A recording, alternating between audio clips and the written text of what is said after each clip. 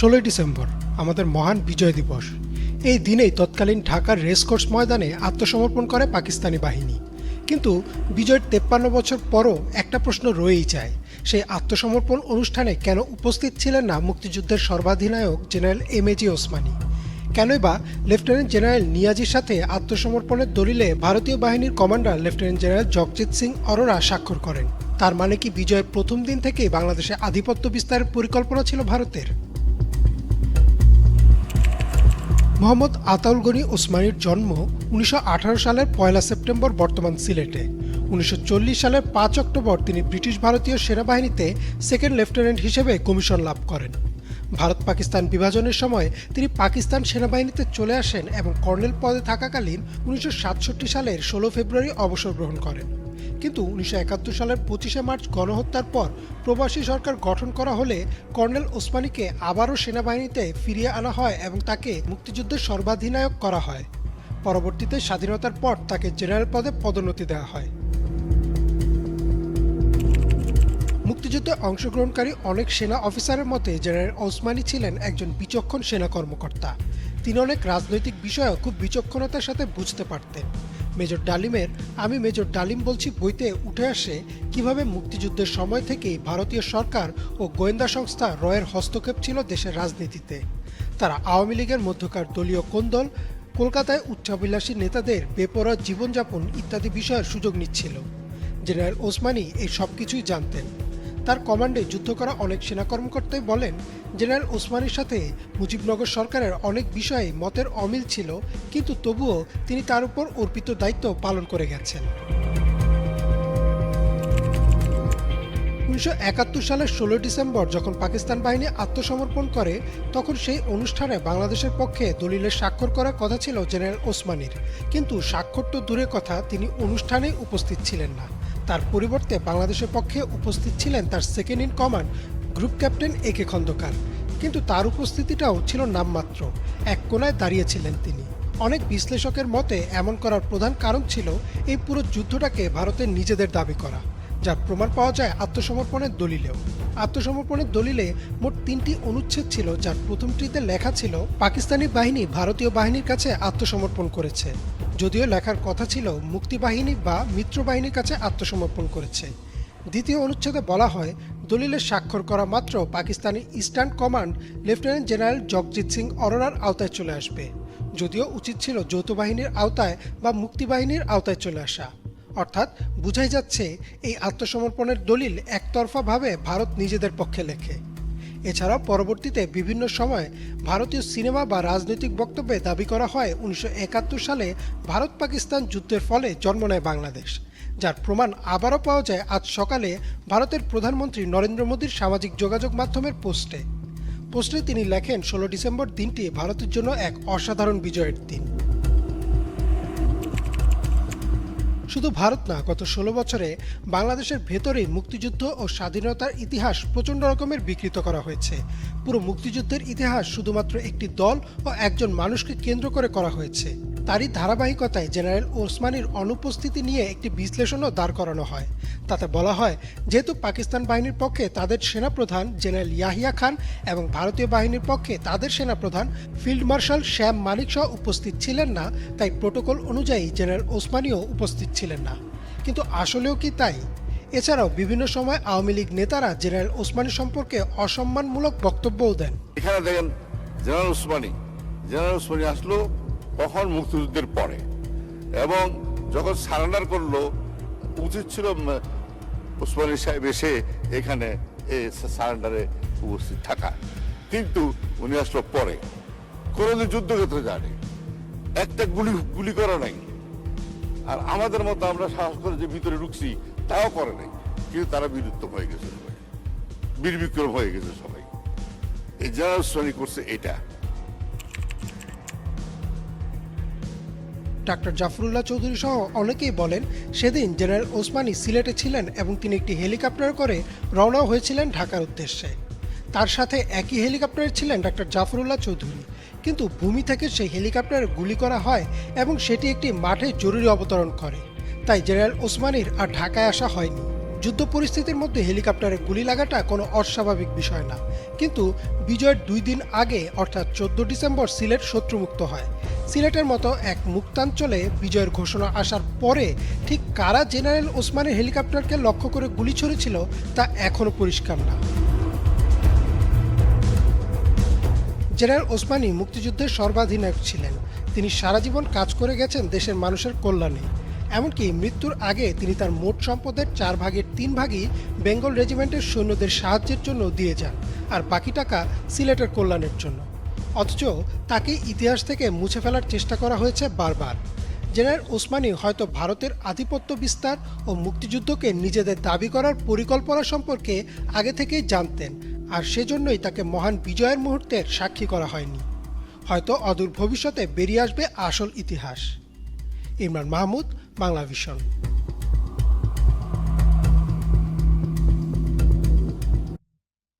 ইউনূস সাহেব আজকে সকালে বলেছেন যে আগামী ডিসেম্বর কিংবা জানুয়ারি নাগাদ বাংলাদেশের নির্বাচন অনুষ্ঠিত হবে।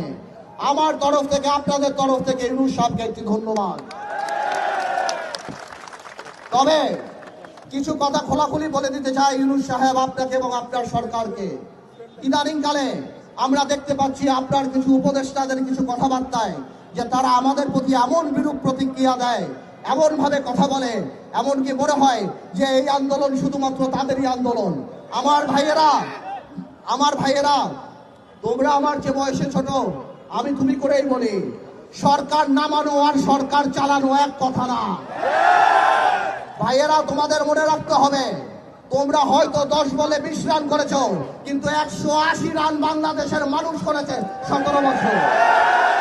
তোমাদের এই অশ্রদ্ধা, তোমাদের এই কথা বলার ধরন দেখে আমাদের মনে হয় যে তোমাদের মধ্যে ইচ্ছা, আশা, আকাঙ্ক্ষা জেগেছে যে তোমরা নির্বাচনে করে এই সরকারে থাকবা। আমার কোনো অসুবিধা নাই, তোমরা দল করো, তোমরা নির্বাচন করো, কিন্তু কোন দলকে ক্ষমতায় আনার জন্য নির্বাচনকে কোনোভাবে বিলম্বিত করা যাবে না। বাংলাদেশের মানুষ 17 বছর ভোট দেয় নাই। আমরা জনগণের কথা বলি, তোমরা যদি কোনোভাবেও এই সরকারকে প্রভাবিত করার চেষ্টা করো নির্বাচন বিলম্বিত করার জন্য, তাহলে মনে রাখতে হবে যে তোমরা সাধারণ মানুষের বিরুদ্ধে অবস্থান করছো। আর সাধারণ মানুষের বিরুদ্ধে অবস্থান করলে আমার ভাইয়ের একটা কথা পরিষ্কার, শেখ হাসিনা বা আওয়ামী লীগ সরকারের কিন্তু 17 বছরে মাথা খারাপ হয়ে গেছে। তোমাদের মাথা খারাপ হতে 17 মিনিট সময় লাগবে না ভাই।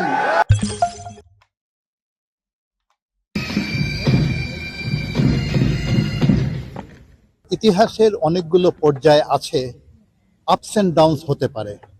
দেখুন, আজকে যদি আপনি দেখেন 75-এ সে নির্মম গণহত্যা বঙ্গবন্ধুর, তারপরে একটা সিচুয়েশন হয়েছিল, আমরা ওভারকাম করেছি। বাংলাদেশে অনেকগুলো সমস্যা হয়েছে, তারপরে আমরা বন্ধুত্ব রেখেছি। ভারতের অনেক সমস্যা হয়েছে, অনেক পাট বদল হয়েছে, রাজনীতি আমরা একই রকম আছি। এখন দেখুন, আমরা বাংলাদেশ থেকে এসেছি, আমি আগেও পূর্বে এসেছিলাম, আজকে দেখছি বন্ধুত্ব একই রকম মনে হচ্ছে। আপনাদের হাসি মুখ এখন দেখতে পাচ্ছি, আপনারা কেউ আমাকে বকাবকি করছেন না, ভালোবাসছেন। এটাই তো ইতিহাস। ইতিহাস কিন্তু 1 বছর 2 বছর হয় না, ইতিহাস 1000 বছরে হয়। আমাদের 53 বছর ইতিহাস, গৌরবোজ্জ্বল ইতিহাস। ইতিহাসের মধ্যে অনেকগুলো সাকসেস আছে। 71, ফাইটিং টুগেদার, গণহত্যার পরে আমরা এই দেশটা দাঁড়িয়ে গেছে, ভারত আমাদের সাহায্য করেছে, আমরা অ্যাকনলেজ করেছি, আমাদের মধ্যে সম্পর্ক অনেক ভালো হয়েছে। দু একবার কিছু ব্যাকগ্রাউন্ডে চলে গেছে সম্পর্ক, এই ফেজগুলো পার হয়ে যাবে। আর আমি বয়স্ক মানুষ, আমার সামনে বেশি সময় নেই, আপনারা তরুণ, কিশোর, কিশোরী, আপনাদের অনেক সময় আছে। হয়তো আজকের থেকে 20 বছর 15 বছর পরে আমার কথাটা মনে রাখবেন, দেখবেন সবই ভালো আছে। দুই দেশের মধ্যে সম্পর্ক হয় মানুষের ভালোবাসার মধ্যে, হৃদয় দিয়ে, সরকার দিয়ে সবকিছু হয় না। কমন পিপলকে আপনারা সাহায্য করেছেন, ভারতীয় সেনাবাহিনী, ভারতীয় জনগণ। 98,99,305 জন শরণার্থী ভারতে আশ্রয় গ্রহণ করেছিলেন। তাদেরকে ভারতীয় সরকার, ভারতীয় জনগণ বাঁচিয়ে রেখেছে, চিকিৎসা দিয়েছে, খাবার দিয়েছে। আমরা কেমন করে ভুলি সেটা? তা তো আমাদের নাগরিক। তারপরে সমস্ত ক্রাইসিসে আমরা একে অপরের পাশে দাঁড়াচ্ছি। আপনাদের অনেক সরকার বদলে গেছে, বন্ধুত্ব রয়ে গেছে। বন্ধুত্বের মধ্যে চির ধরাটা এত ইজি না। ইতিহাসের মধ্যে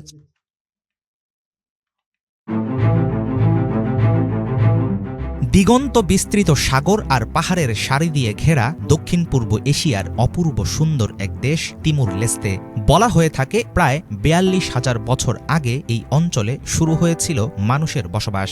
পর্তুগিজ উপনিবেশ ও বিশ্বের সবচেয়ে বড় মুসলিম রাষ্ট্র ইন্দোনেশিয়ার শাসনামল পেরিয়ে ২০০২ সালে স্বাধীনতা লাভ করে খ্রিস্টান সংখ্যাগরিষ্ঠ দেশ গণপ্রজাতন্ত্রী পূর্ব তিমুর। সম্প্রতি তিমুর লেস্তের প্রেসিডেন্ট জোসে রামোস হোর্তার বাংলাদেশ সফরের জেরে পূর্ব তিমুর নিয়ে মানুষের মধ্যে তৈরি হয়েছে নানা রকম কৌতূহল। বিশ্ব মানচিত্রে কোথায় পূর্ব তিমুরের অবস্থান? রাষ্ট্রটির সাথে সম্পর্ক উন্নয়ন হলে বাংলাদেশ কি লাভবান হবে? বাংলাদেশের জন্য সম্ভাবনাময় একটি বাণিজ্যিক কেন্দ্র হতে পারে তিমুর লেস্তে। অনেক দিন থেকেই দেশটির ফার্নিচার শিল্প ও ইলেকট্রনিক্স ব্যবসার একটি বড় অংশ বাংলাদেশিদের মালিকানায়। এখানকার ব্যবসা প্রতিষ্ঠান ও দোকানপাটে বিক্রি হয় বাংলাদেশ থেকে আনা নানা রকম পণ্য। পূর্ব তিমুরের প্রেসিডেন্টের সাম্প্রতিক বাংলাদেশ সফরে অন্তর্বর্তী সরকারের সাথে স্বাক্ষরিত হয়েছে চুক্তি ও সমঝোতা স্মারক। এর আওতায় দুই দেশে যাতায়াতে কূটনৈতিক ও সরকারি পাসপোর্টধারীদের প্রয়োজন হবে না কোনো ভিসার। এছাড়াও বাংলাদেশ ও তিমুর লেস্তের মাঝে চালু হবে দ্বিপাক্ষিক পরামর্শ প্রক্রিয়া ও কনসুলেট। আয়তনে পার্বত্য চট্টগ্রামের সমান পূর্ব তিমুরের জনসংখ্যা প্রায় ১৪ লাখ। মুসলিম রাষ্ট্র ইন্দোনেশিয়া থেকে স্বাধীনতা পেলেও দেশটির মোট নাগরিকদের প্রায় ৯৭% খ্রিস্টান ধর্মের অনুসারী। ১৫টির মতো ভাষা চালু থাকলেও রাষ্ট্রীয় ভাষার নাম তেতুম। আছে পর্তুগিজ ভাষার প্রচলনও। এখানকার শতকরা ৩০% মানুষ ইংরেজি জানে। ক্রুড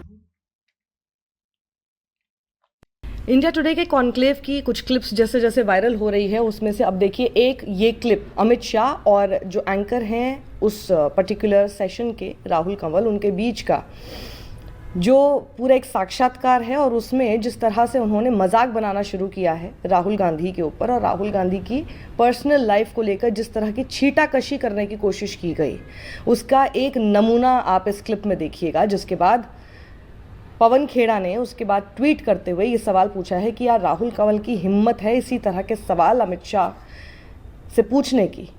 पहले आपको सुनाती हूं कि आखिर उस क्लिप में क्या हुआ, देखिए।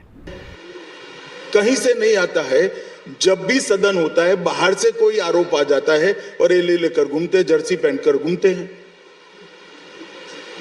उनका प्रेरणा स्रोत ही बाहर है, उसमें मुझे तो आश्चर्य नहीं है। मुझे तो मालूम है क्यों प्रेरणा स्रोत बाहर है। क्यों बाहर है? छोड़िए, अब मैं निजी बातें करना नहीं बता दे। क्या निजी बात? क्या क्या छोड़िए, पब्लिक समझ गई है। आप नहीं समझे हो तो थोड़ा पब्लिक में पूछ लेना।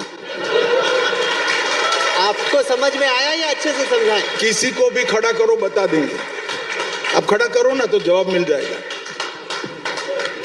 जो देखो हाथ खड़ा हुआ, बता दो भैया, माइक ले जाओ वहां। समझ में आया कि नहीं? ऐसी मत हाथ खड़ा कर देना।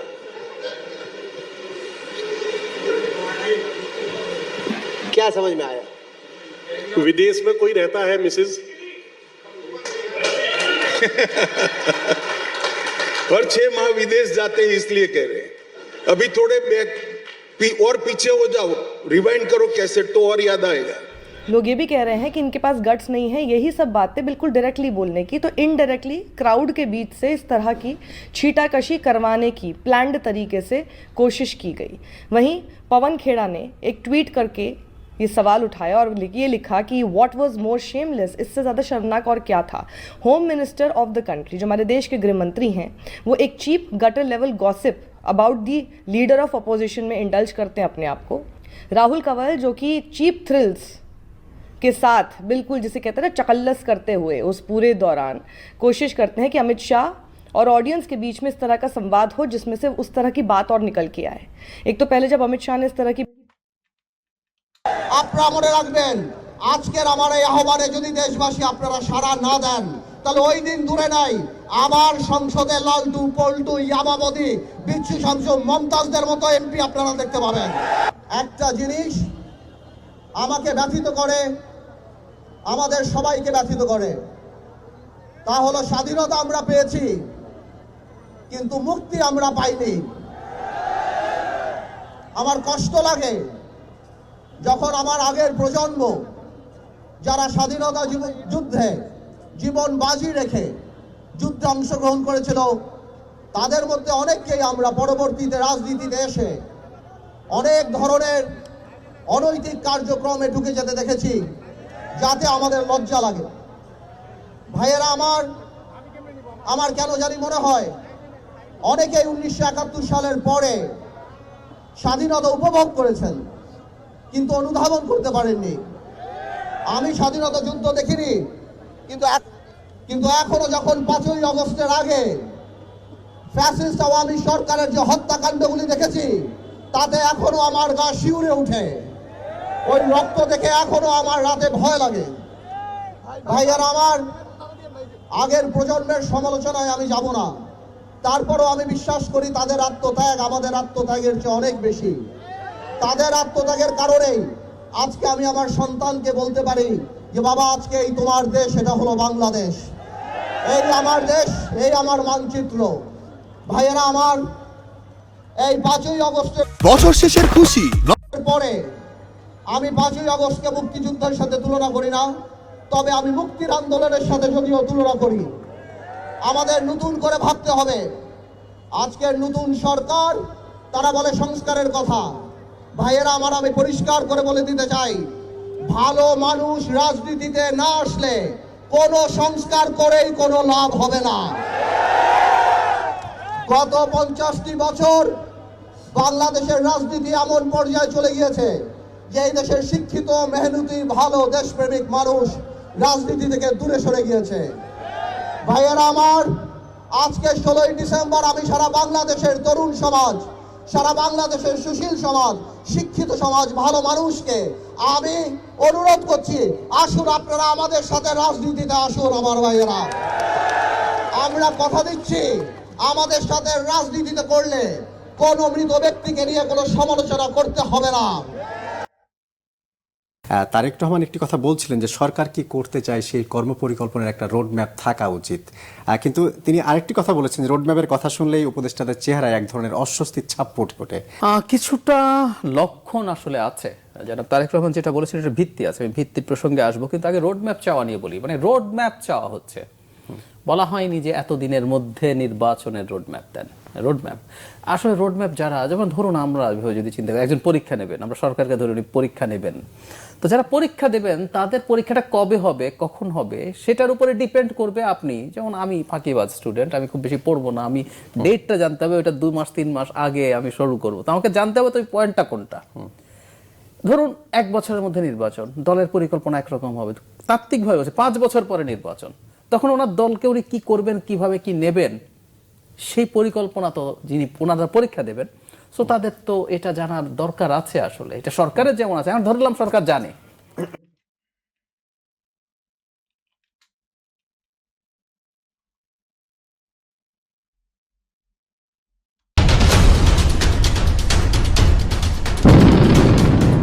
बांग्लादेश पर बहुत बड़ा हमला हुआ है।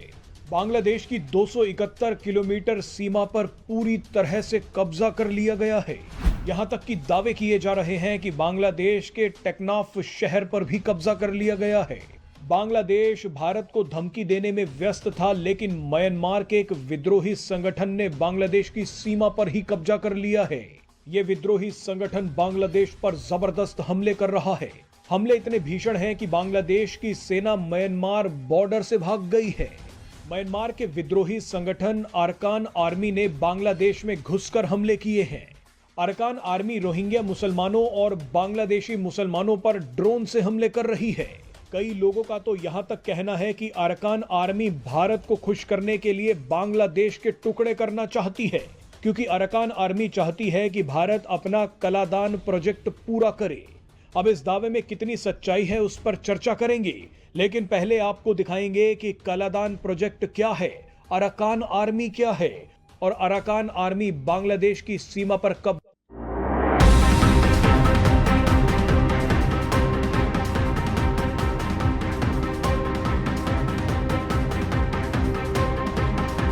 जैसी करनी वैसी भरनी, बांग्लादेश ने कभी भारत के खिलाफ आंखें दिखाने की कोशिश की थी, लेकिन आज वही बांग्लादेश खुद अपने अस्तित्व को बचाने के लिए भारत से मदद मांगने पर मजबूर है। बांग्लादेश जो हाल ही में भारत के साथ कई मोर्चों पर विरोधाभासी रवैया अपनाता दिखा था, आज अपने अस्तित्व को बचाने की लड़ाई लड़ रहा। देश के भीतर खाद्य संकट, सीमा पर तनाव और अंतर्राष्ट्रीय दबाव के बीच नोबेल पुरस्कार विजेता मोहम्मद यूनुस के नेतृत्व में बांग्लादेश की अंतरिम सरकार ने भारत से मदद की गुहार लगाई। दरअसल बांग्लादेश पर संकट के बादल छाए हैं। बांग्लादेश में इस समय आलू और प्याज जैसी बुनियादी आवश्यकताओं की भारी कमी है। स्थिति इतनी गंभीर हो चुकी है कि बांग्लादेश सरकार ने भारत, जर्मनी, मिस्र, चीन और स्पेन जैसे देशों से मदद मांगनी शुरू कर दी है।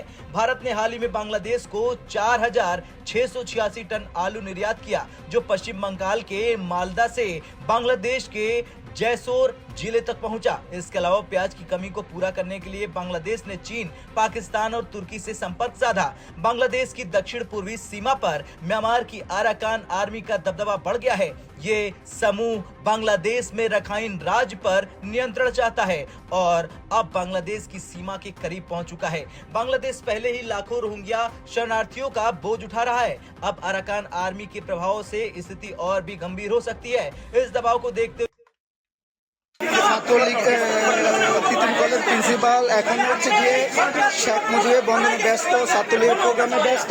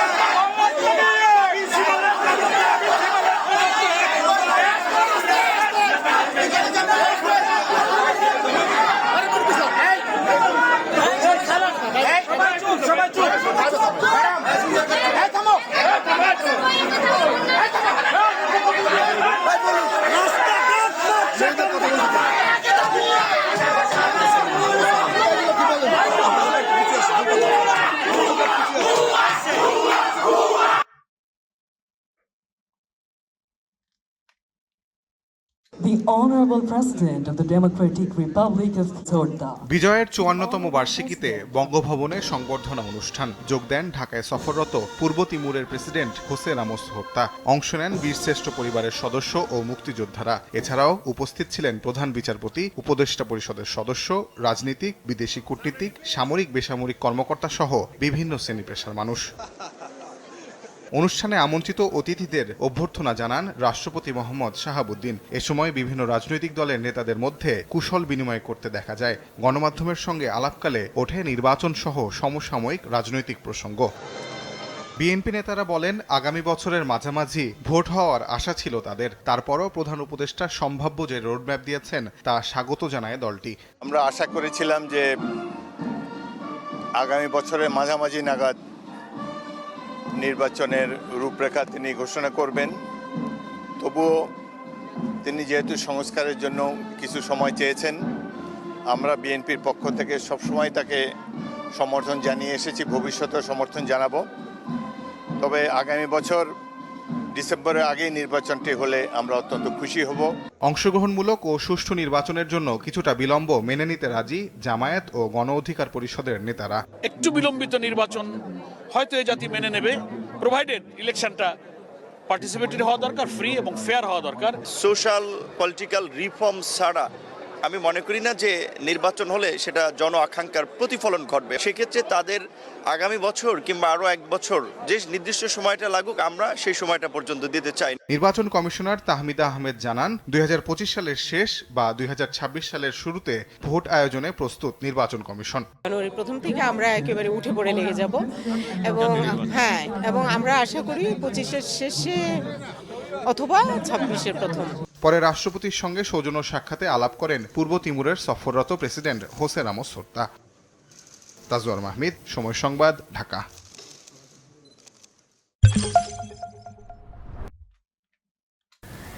গুমের পর মাথায় গুলি করে হত্যা করা হতো, এরপর সেই লাশ যেন কেউ খুঁজে না পায় এজন্য শরীরে সিমেন্টের বস্তা বেঁধে ফেলে দেওয়া হয় নদীতে।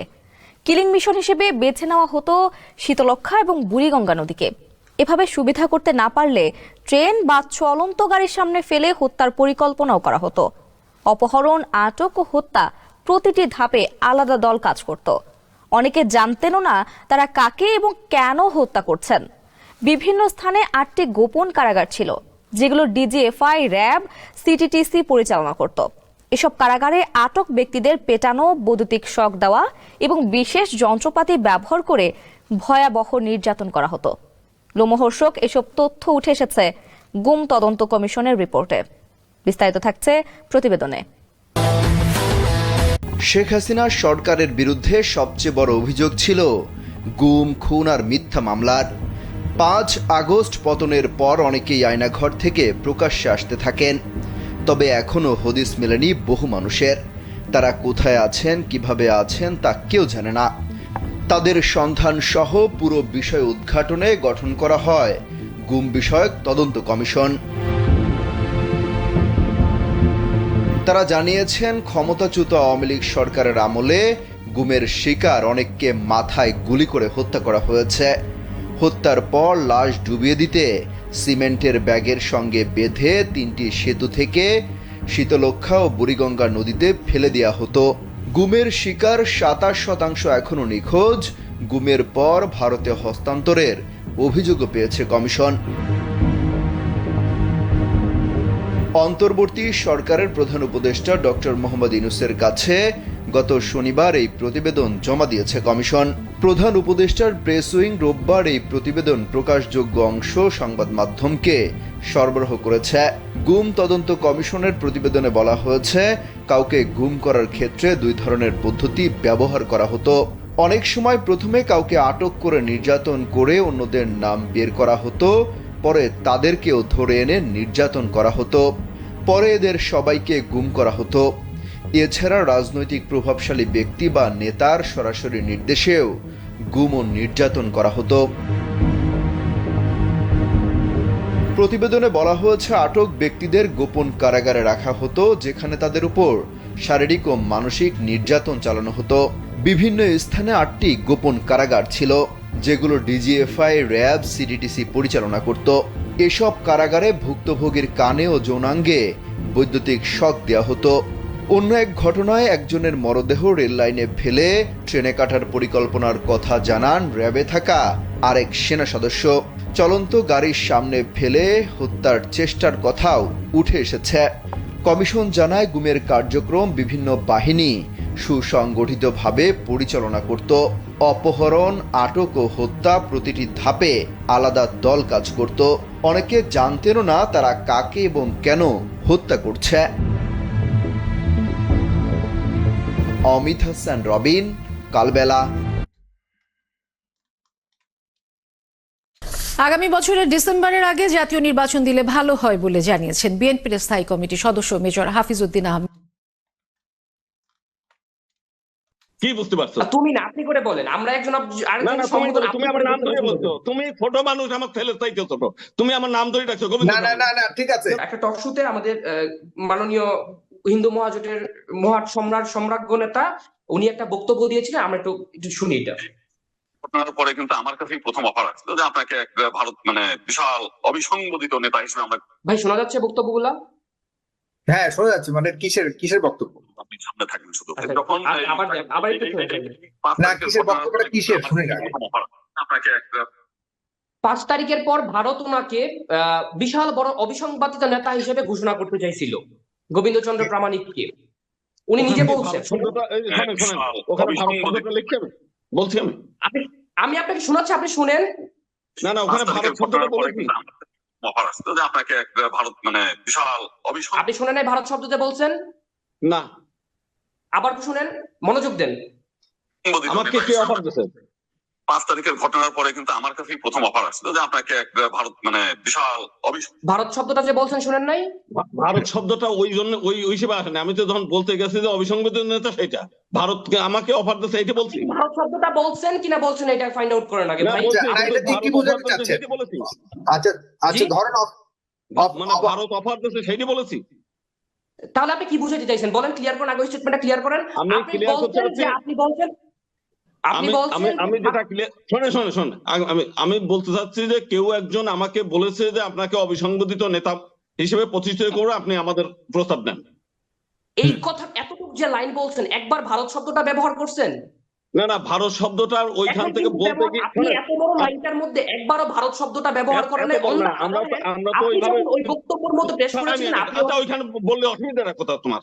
কেন আপনাকে ভারত আপনাকে হিন্দুরা কি ভারত আচ্ছা, আমার কাছে প্রস্তাব আছে কিন্তু আমি এখানে বুঝতে চাই, একটু বুঝতে চাই।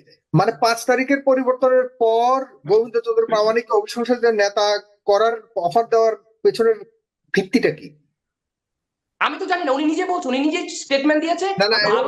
আচ্ছা বললাম, এর ফলাফলটা কি? এর ফলাফল ঠিক আমাকে অফার মানে হলো 5 তারিখ ভারত কি বলতে চাইছে এটা যে তুমি যদি 5 তারিখকে সফল করতে পারো, মানে শেখ হাসিনা সরকারকে ডাউন করতে পারো, তাহলে তোমাকে অবিসংবাদিত নেতা বানাতে পারবো। ব্যাপারটা কি এরকম? ভাই ব্যাপারটা তো উনি এটা বলেন নাই, এটা আপনি ওনাকে কেন বলতেছেন? ওনাকে বলতে উনি কি বুঝাইতে চাইছে? আচ্ছা না, আচ্ছা বলো। আচ্ছা ঠিক আছে। না না, আমার বক্তব্য হচ্ছে তুমি কি বুঝতে পারছো সেটা একটু বলো, শুনি দেখি কি বুঝতে পারছো। তুমি না, আপনি করে বলেন। আমরা একজন তুমি আমার নাম ধরে বলছো, তুমি ছোট মানুষ, আমার ছেলের চাইতে ছোট, তুমি আমার নাম ধরে ডাকছো। না না না না, ঠিক আছে ঠিক আছে, নাম ধরে বলবে, এখানে নাম ধরে বলবে, ঠিক আছে এখানে না, ঠিক আছে। প্লিজ সুজয় সেনগুপ্ত নাম ধরে বলবেন, বাট জনাব দিয়ে বলবেন, ঠিক আছে প্লিজ। জি অবশ্যই, আমি মহোদয় বলে বলছি। ঠিক আছে। এখন আপনার এখানে এটা শুনে আমরা আপত্তিটা কোথায়? আপনি কি এখন ব্যক্তিগতভাবে জনাব গোবিন্দচন্দ্র প্রামাণিককে কি আপনি টার্গেট করে কিছু বলতে যাচ্ছেন? আমি কিন্তু আপনাকে যে প্রশ্নগুলি বলেছি, যে সাবজেক্ট নিয়ে কথা বলছি, সেটার বাইরে চলে যাচ্ছেন। এখন এর মানে কি বোঝালেন? আমি বাইরে চলে যাচ্ছি না, বাইরে চলে গেছেন। কারণ হলো আপনি ওনাকে ব্যক্তিগতভাবে যেটা করলেন, এটা দিয়ে কি বোঝাতে চাইলেন আমি এখনো বুঝতে পারিনি। তার মানে কি 5 তারিখের পর আমি বলি, আমার কাছে অফার আসছে ভারত দিক, আমেরিকা দিক, লন্ডন দিক, ফ্রান্স দিক দিয়েছে। এখন বলেন এরপরে কি হবে? ভারত আপনাকে অফার দিছে। আমার দেশে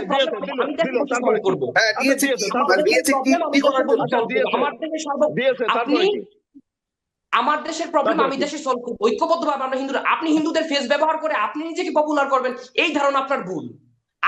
আমি কি করবো সেটা তো আমার ব্যাপার, তোমার ব্যাপার তুমি করো। আমি কিন্তু কোনো হিন্দু নেতৃত্ব নই, কিন্তু আমার একজন বাংলাদেশি হিন্দু হিসেবে এবং বাংলাদেশি স্বাধীন এবং সার্বভৌম একটা দেশের অধিকার হিসেবে আপনি হিন্দুদের ব্যবহার করে, হিন্দু মহাজোট শব্দ ব্যবহার করে আপনি কোন কর্মকাণ্ড করবেন সেটা আপনার প্রশ্ন, আপনাদের আমাদের মতো জনগণের কাছে আপনাকে দিতে হবে। আপনি এটা এড়িয়ে যেতে পারবেন না। আপনি কোন কাজ করবেন? কি দিতে হবে?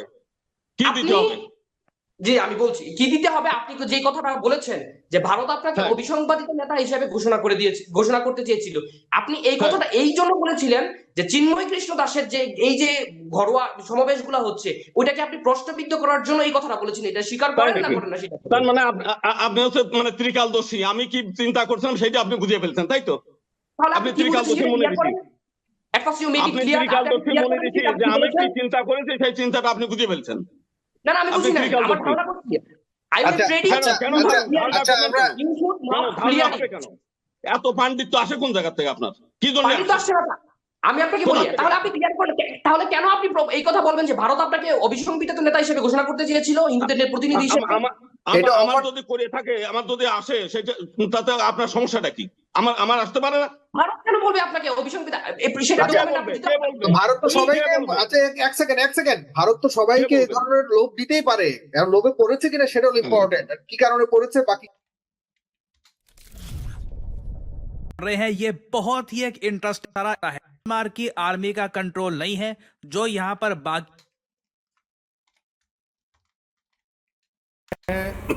मैं आपको अगेन बता रहा हूँ, मैं आज बहुत ज़्यादा गर्वित हूँ, मतलब I am proud of my battalion, because वो बटालियन में सर्विस करने से मुझे कितना गौरव मिला है। एक जो आपको बांग्लादेश की कथा सुनाता हूँ, जो बांग्लादेश के लिए जो हम लोगों ने जो बांग्लादेश को आज़ाद करने के लिए जो प्लानिंग बनाया था, उसमें हमारा जो रूट था, उसमें गंगा सागर बोल के एक रेलवे स्टेशन था। वो हाँ, रेलवे स्टेशन के ऊपर पाकिस्तान आर्मी ने डिफेंस बना रखा था, और वो अखौरा, ब्राह्मणबाड़िया और चिटागंग और ढाका, इनका कम्युनिकेशन का रूट में पड़ता था। ये उसको रूट को क्लियर करने के लिए गंगा सागर को कैप्चर करना बहुत जरूरी था।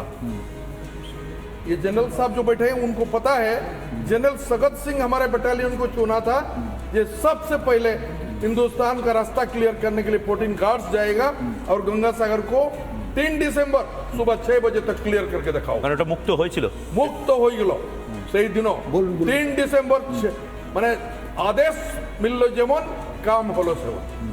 ঠিক 3 ডিসেম্বর 1971 सुबह सूर्य उदय होते होते पाकिस्तान आर्मी को निपात कर दिला में, बुझले।